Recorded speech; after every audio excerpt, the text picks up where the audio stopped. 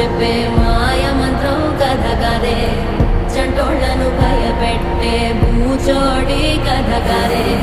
తాత ముత్తాతమ్మల భూతాల కథ కదే, విక్రమాదిత్యుడు చెప్పిన వేదాళుడి కథ కదే, దీపము నుండి బియ్యం వచ్చే అల్లావుద్దీన్ కథ కదే, ఇది ముడత చర్మము